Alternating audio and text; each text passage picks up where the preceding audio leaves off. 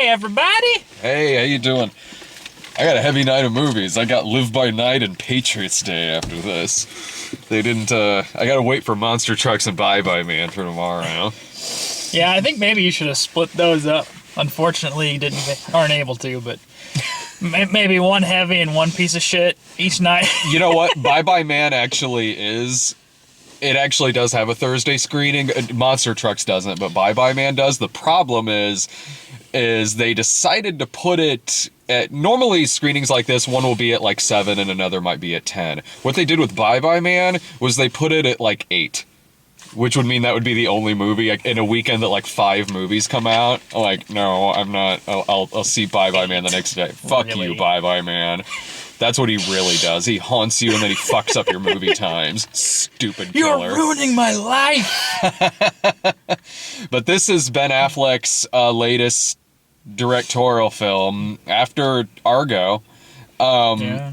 It's not getting, from what I've seen, not getting the greatest reviews in the world, which is unfortunate because I want there to ever be a bad Ben Affleck directed movie. I've loved every single movie he's directed. Gone Baby Gone, The Town, Argo, easily 4-star movies in my book. But you know, they say like there's the line from Batman, he's human after all. But you know what? The thing of it is, I really liked this movie. Yeah. I didn't like it as much as Gone Baby Gone. I didn't like it as much as The Town or Argo. And I do have problems with this movie. But I was thoroughly entertained in this film. Right. When you told me, like, the Rotten Tomato score on this thing, I was taken aback.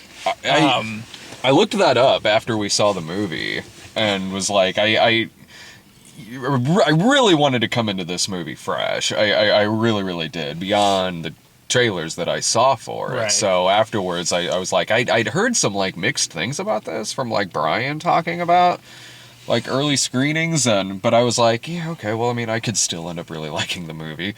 Right. And there are problems with this movie. There really, really are. And it really, what it comes down to in terms of the issues I have with it is that, you know what? Some movies just need to be 3 hours long. And honestly, Ben Affleck, especially after Argo and the awards that movie got, Ben Affleck should be given faith to put out a 3-hour movie. Because I'm honestly positive that there is like a 3.5, maybe more hour version of this movie that's a fucking masterpiece that would probably be like the best movie he's made yet. And what this feels like to me is sort of like, you remember when there was a 2-hour cut of Once Upon a Time in America? Oh, Jesus. Now, granted, this isn't as bad as that, as like that cut of Once Upon a Time in America, or that like 2.5-hour cut of Heaven's Gate. This really does feel like it's a series of great scenes. Like, there's not a scene in this movie that's... Oh, really? We're going back to this again? Jesus. That shouldn't have happened. Short fucking leash on that. Damn. That's not happened yet in this car. That takes me back. Using Jillian's car again. Anyway, fuck, what was I saying? A very good sequence of scenes. Yeah, it's like there are great scenes in this movie. Like, not a scene wasted in this film. Every scene feels very important, but because this really feels like it's cut to 2 hours to fit in more screen time, it feels like it's a series of great scenes held together with Scotch tape.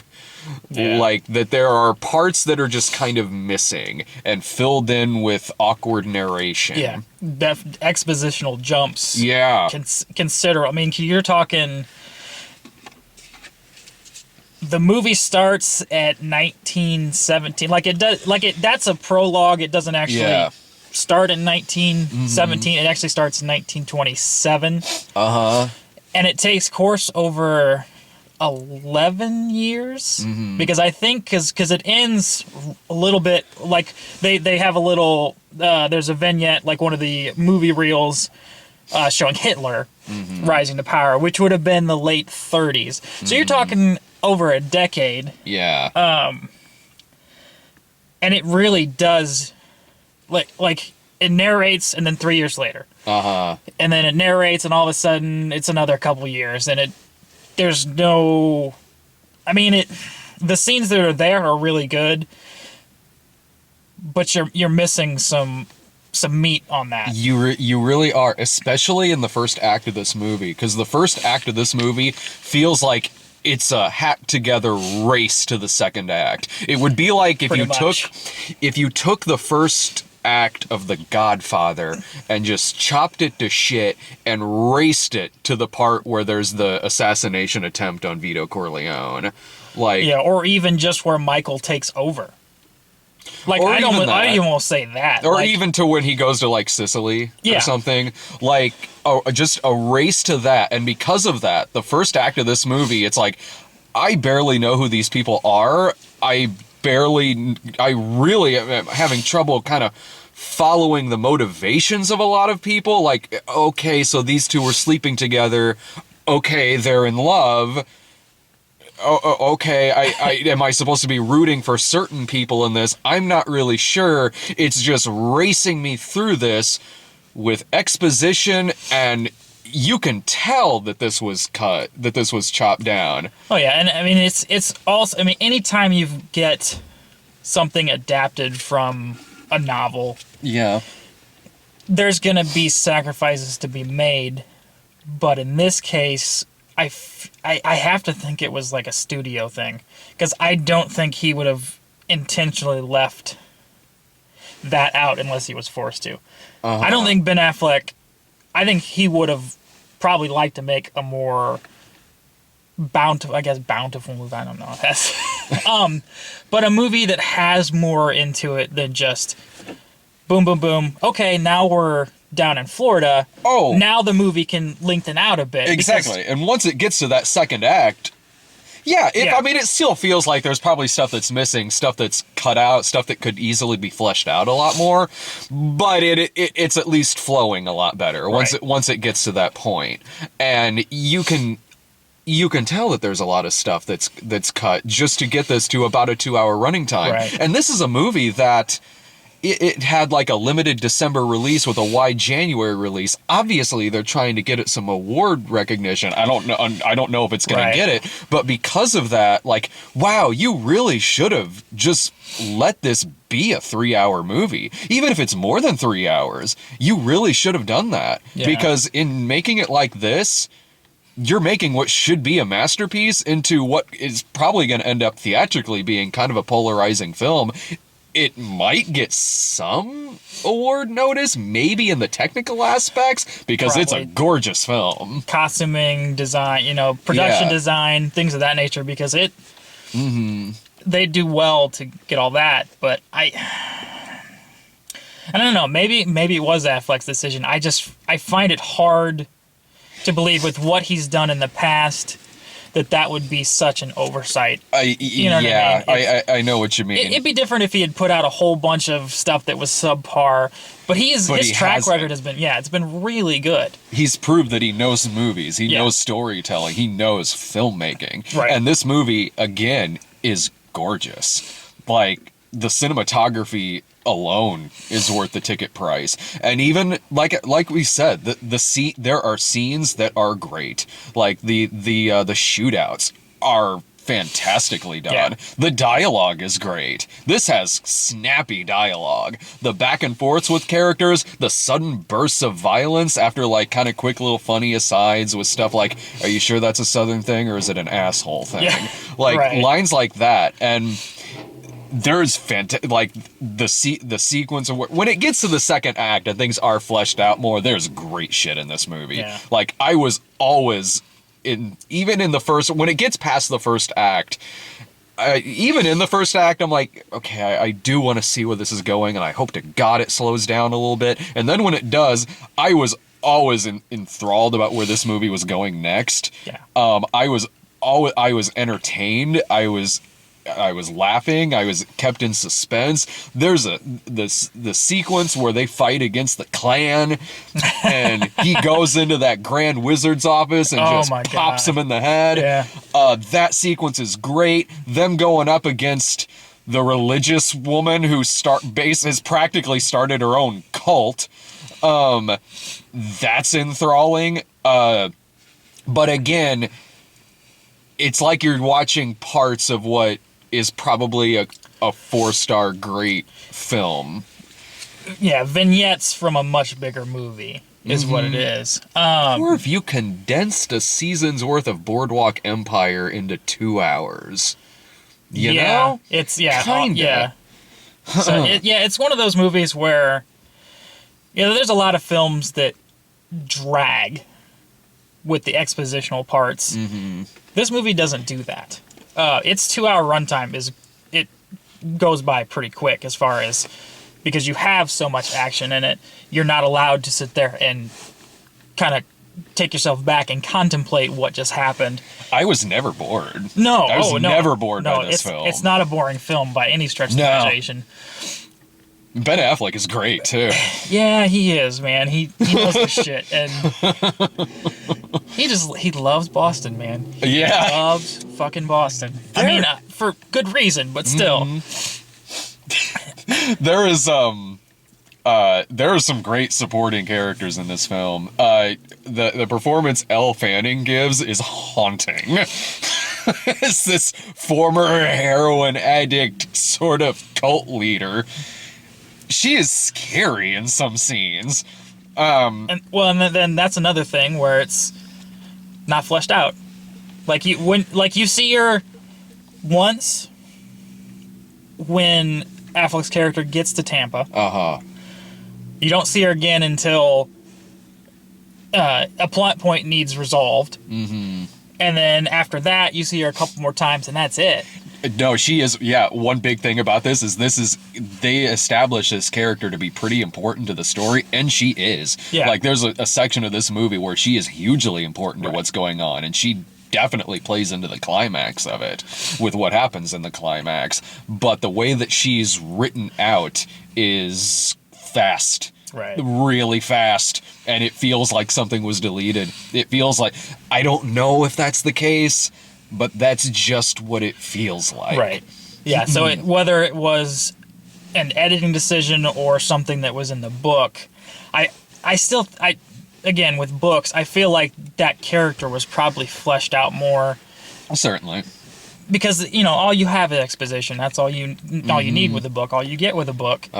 So you have to pull this stuff out more in order to get into the characters' heads, figure out their motivations. In the film, you don't have to do that as much, but this one does suffer from not including enough of that exposition where you can be like, okay, you like Affleck's character. Hey, phone! Sorry. I can't turn it off because we got the camera resting on it now. We've got it propped on that. Yeah. And a copy of Smokey and the Bandit and Flashdance. We got Crocodile Dundee back there How somewhere. fucking 80s and new age are we right now? So right now, somebody watching this is like searching around like, oh shit, is my phone going off? Right, what the hell's going on? It's one of those things where you like his character, but you never really... you're always kept at an arm's length. Yeah. You're never able to just, okay, I can fully get behind this guy. Mm-hmm. You like him because he's the protagonist of the movie. And because he's Ben Affleck. And, well, charismatic as fuck. He's likable. But it always seems like you never are able to get into his head as much. It's like he jumps from one thing to the next. And his motivations are shown to some extent, but not, what brings him to Tampa, that motivation, but then what keeps him there. Because the climax is what he wanted all along, but I feel like there are so many points in between that and when he first gets to Tampa that he could have resolved his issues and then gone on from it. It seems like it's all a little too neat. Yeah. Because it's what happens is there's a rival guy, because he's just a small time crook. He hits banks. Well, he falls for a girl that's in love with one of the local Boston bosses.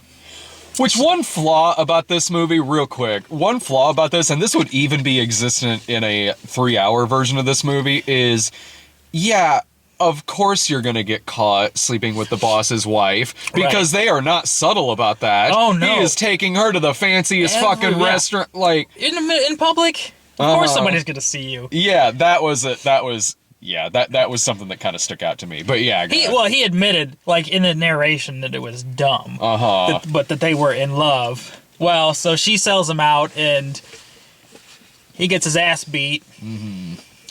He almost gets killed. He does almost get killed. His dad, who's a cop, saves his ass, but then he gets thrown in jail for the crime he'd committed earlier in the day. So, and then that's where another jump cut. So you get there 3 years later. Yeah. And that's all in the first act.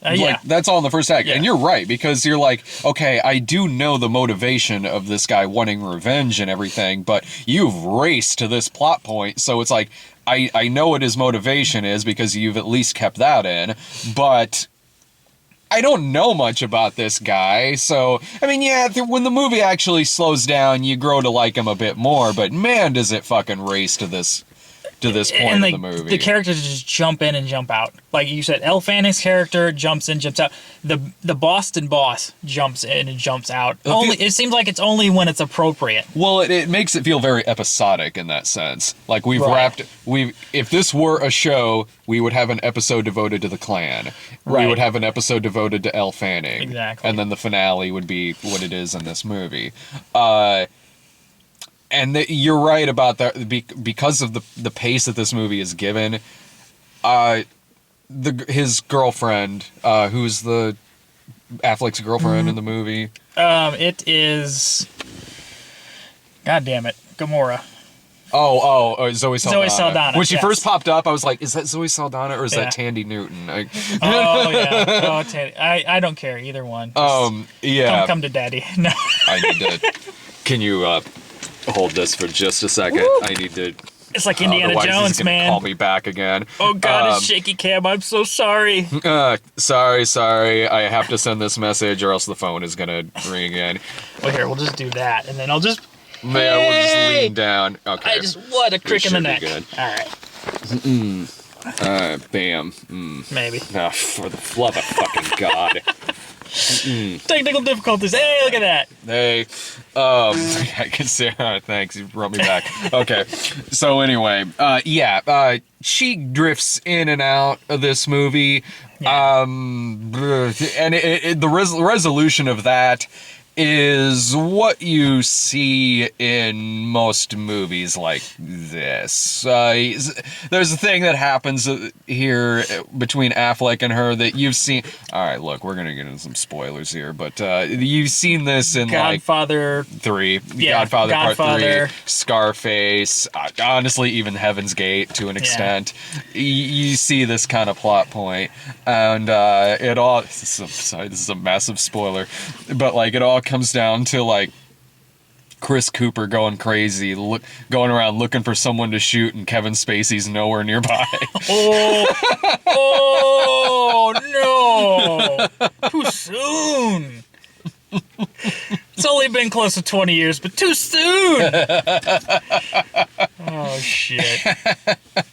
And so that's a little predictable in that sense. But you know what?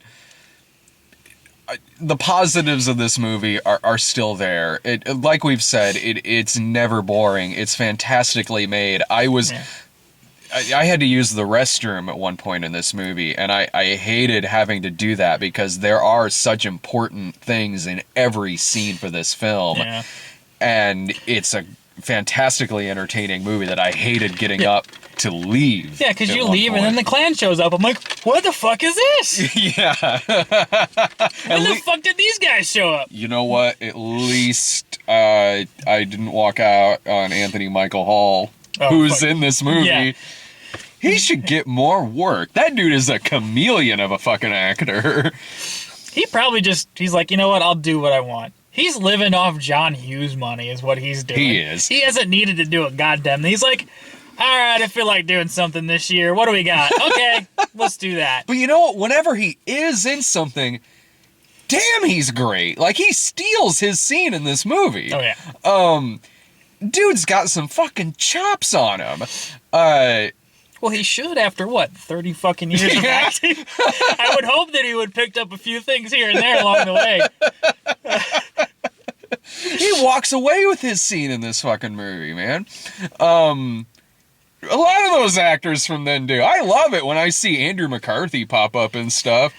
Yeah, what the fuck does he do lately? That show, and this is the only reason I watched this show. He did that show with Joan Allen of The Family.